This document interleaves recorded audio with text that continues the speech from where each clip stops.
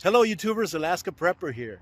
Well, ladies and gentlemen, yesterday I walked 5 miles, and it wasn't 5 miles of flat walking. It was up and down hills, and I'll tell you what, my legs are killing me. But I was like, let's go out for a nice easy walk. I'm only going to walk 3 miles today, and then we're going to go home, and I'm going to show you all what my wife, myself, and my daughter consume in a 2-week period doing Ketovore. I'm more on the carnivore side, but my wife and my daughter are still Ketovore. But I'm only going to show you the amount of meat that we consume. And you'll see that doing Ketovore or carnivore is not necessarily more expensive than just your regular eating. So I'm going to show you everything that I got for the next couple of weeks, and it's actually good stuff too, right? And then we're going to tally it up. I'm going to show you how I process it to put it away so that it can be neatly put away and easy for us to take out of the freezer or the fridge and prepare, instead of having to process everything the same day that you're going to eat it.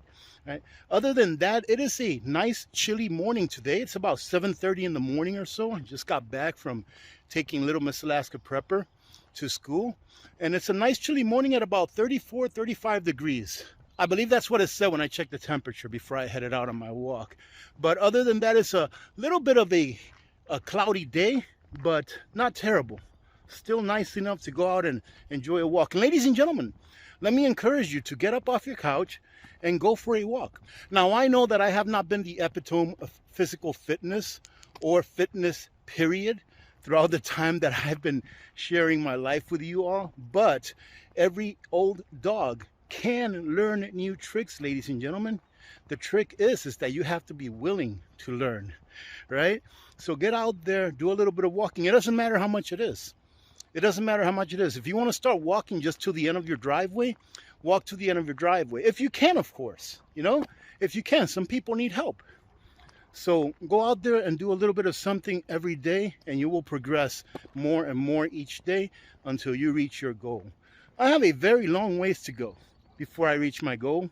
But, it is true that saying that goes, it's not the destination, it's the journey. It really is true.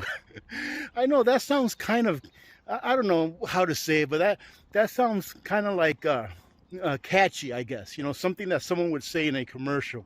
But it is true. It is the journey. And let me tell you why I think that is. It's because the experience that you gain throughout your journey to get to that destination, to get to your goal, that experience converts into wisdom. That's the word I was looking for, wisdom. Your experience converts into wisdom, and then you're able to reach one, teach one, and then repeat that cycle, making the world a little bit better. Hopefully that is. Right? So let me go ahead and we're almost at the halfway point here. I'll see you all when I get back home, and then we'll start tearing into that meat. Our lives is a lot more simpler being on this Ketovore diet. What I'm going to show you is what we normally go through in about between 10 and 2 weeks. And if you keep tabs on about what things cost, and I'll tell you about what they cost, that way you can keep tabs, you'll see that for a family of 3, it's not really that expensive when you take into consideration that we're no longer eating out, not spending $11, $12 on a number one at McDonald's, not buying pizza every other day, etc., etc. All of those bad habits that we have. Not going to Starbucks and spending $5 or $6 every day on a coffee and things like that. It becomes a lot less expensive to eat the things that you need to eat instead of treating yourself to all of these other things that you're normally treating yourself to. So let's go ahead and start off with this. I eat at least one time a week, at least once a week. I eat a sardine. These are in 100% olive oil, and they are delicious. They don't even taste fishy or anything like that. Same thing with this solid yellowfin tuna that's packed in extra virgin olive oil, EVOO. It is delicious. The only thing that I found with this is that it doesn't have enough extra virgin olive oil in it. So whenever I eat it, I usually put in an additional 1 to 2 tablespoons of extra virgin olive oil. But other than that, this is almost like eating a piece of steak. It is so tasty, and it doesn't have a fishy taste whatsoever.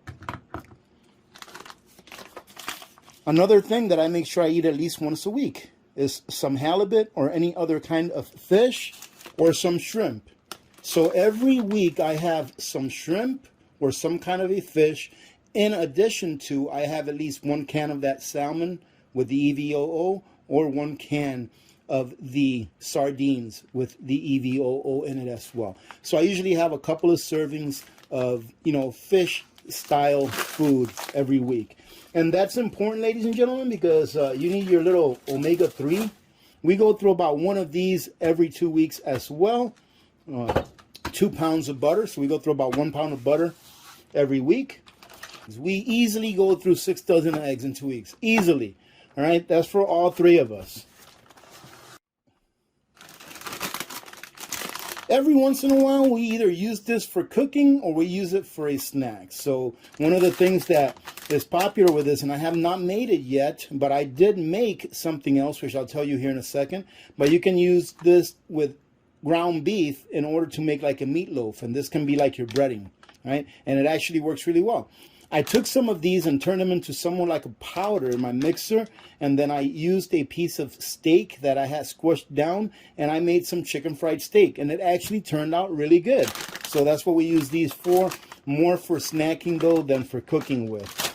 This, ladies and gentlemen, is a great and cheap way of getting 100% grass-fed and grass-finished hamburger. This is 100% grass-fed, grass-finished hamburger, and these are about $25 for this pack of 15 1/3 pound burgers. That means that 4 of these, a pound and 1/3 of a pound, 4 of these will feed me for a day. Either 4 or 5 will feed me for a day. So this right here, if this is all I were to eat every day for 3 days, this would feed me for 3 days. All right. So we've got 3 of these. And then, of course, the piece de resistance, we have our ribeye. I'll take this ribeye and I'll show you how I break it down and I package it up so that it will last. But this will easily last us all probably a week and a half to 2 weeks. I cut these in 2-inch pieces, and then we cook it like if it was a regular steak, and then we share it amongst us 3. Of course, I usually get the bigger piece because I have the bigger appetite. But we usually have steak at least every other day or so, and this will easily cut down into about 7 nice big 2-pound steaks. And that's it, ladies and gentlemen. Besides, maybe every once in a while we may have a little bit of cheese. It's not something that I have all the time, or that we all have all the time, or something like a small cup of avocado or something like that. Other than that, this is pretty much what you see here is what we eat on a regular basis. All right, ladies and gentlemen, so I'm just going to go ahead and pat this down. Make sure that it's nice and dry before I start handling it. We don't want it to be slimy, right? You can cut yourself.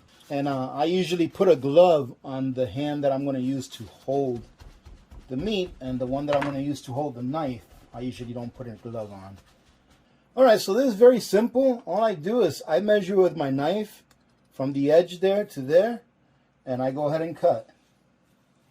I don't take any of the fat off. I don't take any of the, I forget what you call that little slice of skin in the middle, the one that's kind of like translucent. Don't take any of that off, ladies and gentlemen. I figure it's there for a reason. So I'm going to eat it. I believe I paid about $12.89 or so a pound for this. And if you buy your ribeye all trimmed out, first of all, it's not going to have all of this really nice fat that this one does. Which to me, the fat is more important than the protein. But it's going to be a little bit of $1 or more or so per pound. So me doing this myself is taking me probably about half an hour. And it's saving me about 14 bucks or so as far as by weight. So it's not a huge savings, but I get to cut them the way that I want to. And again, I get to keep all this fat.